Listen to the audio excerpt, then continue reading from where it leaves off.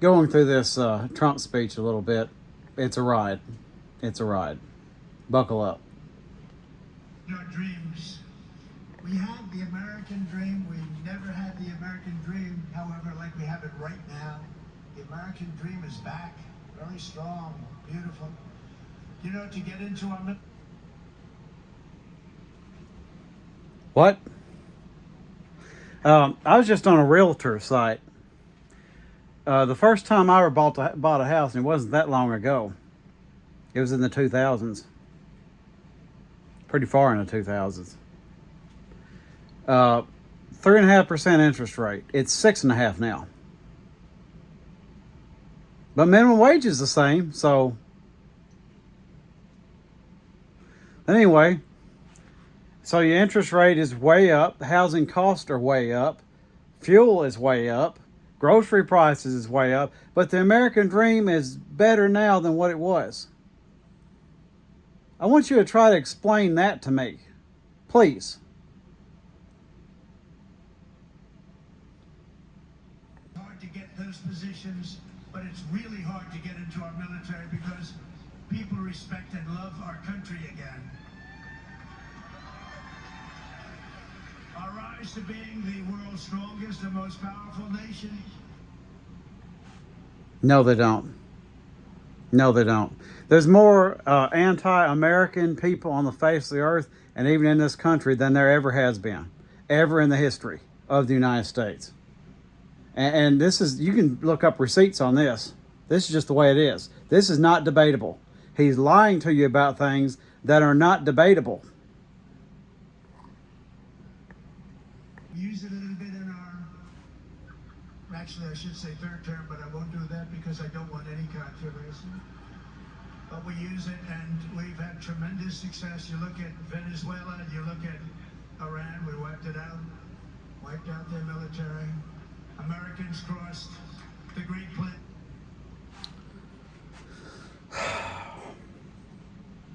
See, I try desperately not to judge people. But if you're supporting this, you're listening to this, and you're like, yeah, that's right. That's okay that he's saying that. That is a complete lie. And again, it's not debatable. It's not debatable. It's like saying, I'm going to jump up on the roof here. I'm going to climb up on the roof, jump off and fly. And you jump off and you flatten yourself out on the ground, you know. Then you come out of ICU days later and be like, did you record me flying? The Great Plains, scaled the Rockies, tamed, we just tamed the wilderness and conquered the frontier and built the empire. It's called the Empire of Liberty. We laid down. This is more pandering to white supremacy, really. That's what this is. Because conquered, so he's putting that word in there, conquered the frontier. There's people here. Who's we? Also, he keeps saying we. Who's we? His people got here in the 1900s. Okay? Who's he associating himself with? We know it's not the Mexican people. We know it's not black people because they didn't have any rights back then. We know it's not the Native Americans. That's who they conquered it from, isn't it? And they were already here and they didn't tame it. This is white supremacy and white nationalism in a nutshell. The railroads raised up the skyscrapers, those beautiful skyscrapers, and dug out the Panama Canal, considered the eighth wonder of the world, which everyone said was an impossible thing to do. And by the way, 38,000 Americans died to give us one of the greatest engineering feats of all time, Panama Canal. Okay, and again, who's us? Who's us? His people weren't here. None of them were here. None of them. His mother was born in a foreign country. His father's father was born in another country. Who's we? Why does he get to say we? Bridges anywhere in the world, built a long time ago. To its right, the banner that flew atop our flagship after America's Navy sank the Spanish fleet to the bottom of the Manila Bay, one of the greatest naval victories in history. much like our recent victory by sinking the entire Iranian Navy, 159 ships to the bottom of the sea, all done in just a moment's time. Blatant lie. Blatant lie. The greatest military anywhere in the world. And next to it, we also have the flag that was given to that immortal, just a fantastic. Oh, okay. Let's get past that gibberish. $19.2 trillion being invested in our country, which is 6 times more than ever happened before. And meaningless numbers. More factories in the United States than ever before. That's not true. 401ks are at the highest number they've ever been. That's demonstrably false. And more people are working today in the United States than any time in the history of our country. Hogwash. Hogwash. So here's the thing. And this goes for any presidency. When they start telling you about more people working, unemployment being down, the only way they can really document that is who is drawing unemployment. They've eliminated all those safety nets. So it'd be like, imagine there's 100 people that need a job, okay? And they have a job. And 50% of those people, 50 of those 100 people, end up with no job. And they draw unemployment. So now on the, when you look at the numbers, 50%, 50 people are coming up as unemployed. So his idea is to pull their unemployment. And now you have, hey, look, those 50 people that were unemployed, they're not unemployed anymore. They're not drawing benefits. No, they're not drawing anything.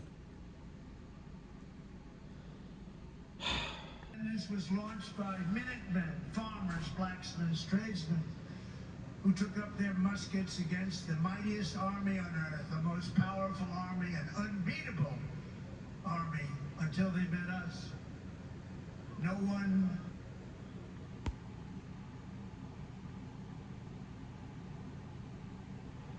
that, you know, Trump's got a unique strategy of throwing so much variety of garbage at you at the same time that you really can't argue against it. There's just so much wrong with what he just said. Till they met us. Okay, they were us. Don't you understand that? See, here's what I'm curious about. Explain this to me. How come he can be 1 and 2 generations away from being Scottish or German, okay? Mother was born in Scotland. His grandfather, his father's father, was born in Germany. So, help me understand this. He's so American that he's claiming to be part of the colonist almost. He's putting himself in that. He's saying we. He's not saying them. He's saying we. But those people who are practically born in England are us. This doesn't make any sense. Don't you understand this doesn't make any sense? He's an American, even though his mother's born in another country and his father's father's born in another country.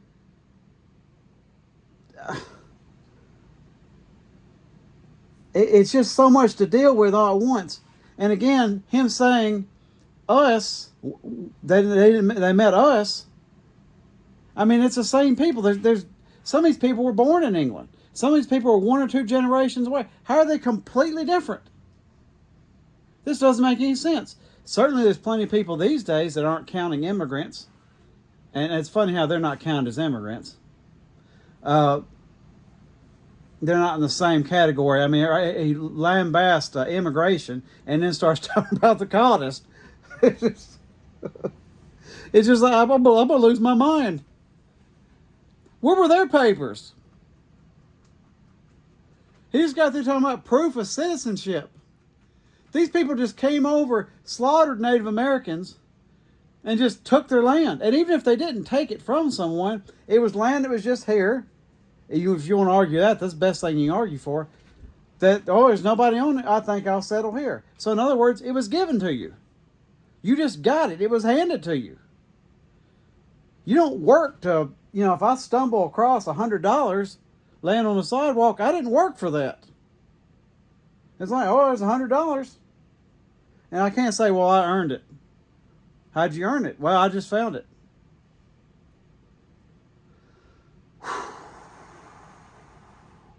Also, the English were very beatable.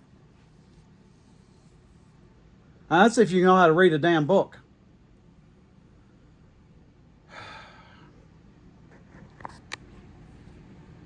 The Europeans came over here and couldn't even take care of themselves without the Native Americans.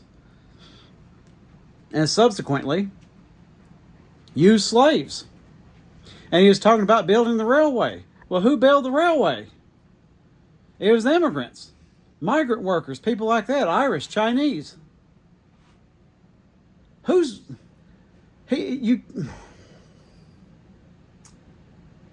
I think this is kind of a strategy too. He makes you stroke out midway through the speech, and then you can't fight him because you're stroked out. Powerful army, an unbeatable army. Give us a little bit more of this. No one made them do it. They fought because they knew that a free people must have a free country. Over 250 years. What?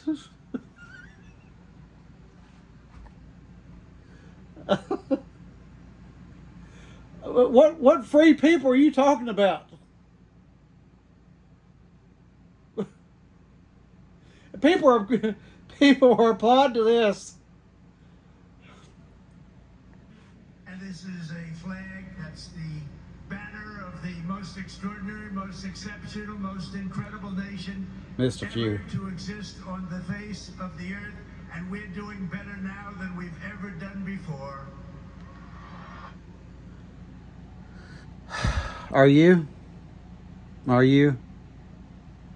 Tell me now. Are you doing better now than you've ever done before? Have you had any dental work? How about medical? What's your interest rate on your house? How much savings do you have? How much are you paying for gas? How much are you paying for electricity? How much are you paying for groceries?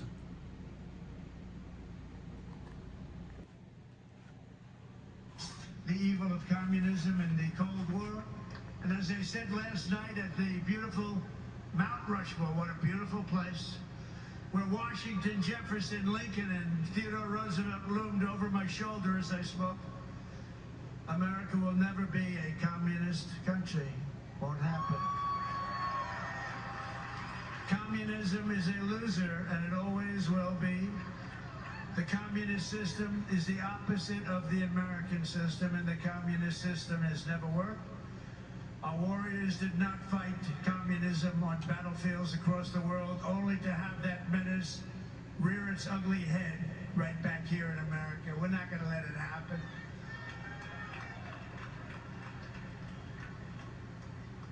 We like to stop a threat like that immediately and before it begins. It's like a cancer. You got to cut it out. You got to cut it out fast. Tonight we proudly thank veterans of the war on. Couldn't quite get what I was actually looking for right there. But I can't believe people are still falling for this stuff. Seriously. How can you be this gullible? He's talking about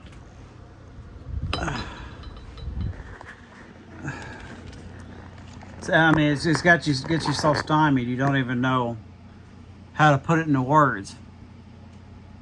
I gotta commend him on that. That's a good argument strategy because it just stuns you. There's so much nonsense that it just stuns you into silence. It overwhelms you. And that's part of the reason he speaks the way he does. There's actually terms for that. It's called verbosity. You basically talk someone to death. Just run on sentence after the other until you're trying to compute facts in an argument and you just get lost in it. That he just drowns you with words. Where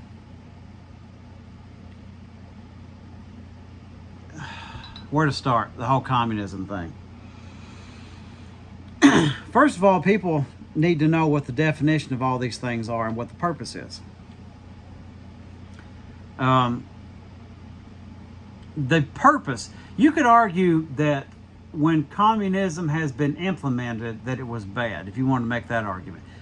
You have a hard time arguing about the idea, the notion of it. Forget how it's been used, how it's been implemented. Because you can say that about anything. You know, he's talking about the Second Amendment. Well, you can be pro-gun, but be against mass shootings. You have to see how that works. So you're against the right to bear arms, but you're against the way that person implemented it. You see what I mean? So we need to understand that about things like communism and any of these like leftist beliefs. It would be hard to, on paper, pitch the notion of capitalism over these other things. Because the point of capital, and I've put this several different ways, it's and people spell it different ways and say it's different definitions, but I really consider it to be all the same thing. It's about capital. It's about capitalizing. Another word for capitalism, another phrase, would be to take advantage of. You see how that works? Capitalism is not I don't know if any religion would back it up. It's and I'm not trying to attack atheists, but it's a very kind of Darwinian way of looking at things. Pretty much, if you can't make it, somebody else eats you, so to speak. That's the way that works. You're supposed to capitalize on it. That's the whole point of it. Now, that's not saying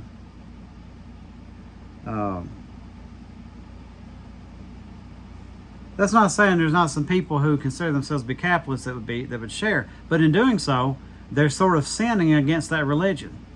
There's no room in capitalizing and capitalization for that. If that person is weak, that's a chance to take from them. You know, if you see somebody that's barely making their house payment, well, get ready, you can buy their house. That's the way that works. You see somebody struggling, start offering to buy things from them at ridiculously low prices. It's supposed to take advantage of it. That's capitalism. Socialism, and I get people get tripped up over the authoritarianism part of it. The problem with capitalism is it has to be authoritarian at some point. And that's why what's kind of silly about the libertarians, which I would in many ways consider myself to be one. But what's silly about them is they're non-authoritarian capitalist. And they also consider themselves to be free market, which those things are opposing. That won't work. They're trying to play where it lays. Everything got where it got. Like the country was stolen. It was built by slave labor or people being underpaid or worked to death to build it where it is. And they just want to be like, okay, now let's just stop and just live like it is right now. Like those people aren't owed anything for all that. You cannot get past that. If I steal from you, then my grandchildren still owe your grandchildren that money. That's how that works. There's nothing political about this. This is common sense. And I like to look at it like this too, and I don't know how well this is going to show up. There's the word capitalism. I was trying to spell as I was talking, and I can't multitask. Anyway, I'd use this as an example, and you could use any word. Capital letter of the word capitalism. All these are lowercase. And this says a whole lot as sort of an object lesson. This has to stay a capital letter. If all these become capital, this one loses its ability to stand out over the other ones. Right now, it's up above the other ones. These must be kept lowercase. And I don't know if you've ever tried to read somebody's typing. It's written in all caps, typed in all caps. It's hard to read. But that's a good object lesson about what capitalism is. There has to be poverty mandated. It has to be. It's built into it. You can't, feasibly, if you are a capitalist and you're watching this, I want you to please clear your mind and try to think for a second.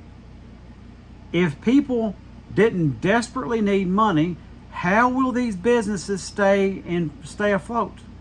Many of them. I'm not talking about mom and pop places. I try to support them. Anybody knows anything about me knows that I do that. Militantly try to support them. If that makes any sense. But these huge corporations that make garbage, here's the bottom line too. And if you don't think so, something's wrong with you. I'm trying to step on people's opinion, but here it is. If you can go up and down these roads here and see all these fast food places, and you consider that to be a quality product, there's something wrong with you. If you literally think McDonald's and Burger King and places like that are quality, there's something wrong with you. Something has fell short in your makeup. This stuff is junk. It is garbage. It's not made with any kind of love or passion or pride or anything. It's about a rich person who has started a company that is built on not the quality of the product, it's built on the local people are so desperate for every penny that they have to work there. And the people are so poor that they have to buy cheap garbage instead of real food. Okay? Happy 4th of July on that. This is... And I'm not saying any of the rest of them would be any better. But this is insanity. You've got to wake up. I know the word woke has been programmed into your little thick skull that you're supposed to hate it. It's crazy that that's happened. What's the opposite of it? Don't be woke. So what? Be asleep? I'm telling you to wake up. This is garbage. I need you to use your own brain, please. Please. Think for yourself. If you watch this, you heard plenty of idiots out here cheering this on. Yeah, idiots. I stand by that. If you're cheering this man on, you're an idiot. Because this is gibberish and nonsense. He stuck a few things in there of these old veterans and stuff like that.